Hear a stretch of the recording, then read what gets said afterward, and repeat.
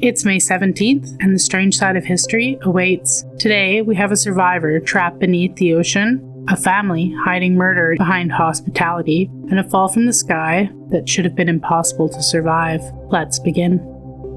On May 17th, 2013, divers descended into a sunken ship off the coast of Nigeria expecting only to find bodies. Instead, something moved in the darkness. Days earlier, tugboat Jackson 4 had been swallowed by a violent Atlantic wave before flipping upside down and sinking nearly 100 feet to the ocean floor. Most of the crew drowned instantly, but somewhere inside the wreck, one man was still alive. 29-year-old Harrison Okene had been in the bathroom when the ship suddenly began to roll. Within seconds, freezing black water rushed through the corridors as the vessel plunged beneath the sea. Crewmates were swept away screaming into darkness, and he barely escaped into a tiny trapped air pocket no larger than a closet. For nearly 3 days, he sat alone in the upside-down ship surrounded by seawater, corpses, and total darkness. Oxygen slowly thinned as the water crept higher around his body. He prayed constantly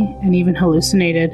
Every sound of the groaning metal hull reminded him that the ship could collapse at any moment. Then, after almost 60 hours underwater, he heard hammering. Divers searching for bodies. As one diver pushed into the wreck, the diver recoiled in terror because the dead man inside the ship was alive. What do you think was more terrifying, the sinking itself or surviving alone inside the wreck afterwards? On May 17, 1873, settlers in the Kansas frontier rode towards a lonely roadside inn with rifles in their hand because too many people had vanished along that trail. Travelers heading through Labatt County would stop at the small Bender family inn for a warm meal, a bed for the night, and then they were never seen again. At first, nobody connected the disappearances, but when a respected doctor named William York vanished after telling locals he planned to eat at the Bender homestead, suspicion finally exploded. Neighbors arrived to find the family gone. The animals had been left starving, and the house stood silent. And inside, investigators noticed something horrifying. Beneath the floorboards was a hidden trapdoor leading to a blood-soaked cellar. Authorities soon uncovered shallow graves buried beneath the orchard and the vegetable gardens outside. At least 11 bodies were found, and investigators believe the victims had been seated at the table while one of the Benders distracted them. From there, a family member would strike with a hammer before slitting the victims' throats. The most chilling part came next. The bloody Benders vanished before any arrests could be made. Some believe vigilantes hunted them down and executed them in secret. Others claim the family escaped to the American frontier under new identities. More than 150 years later, and nobody knows for certain what happened to one of the first known families of serial killers in American history.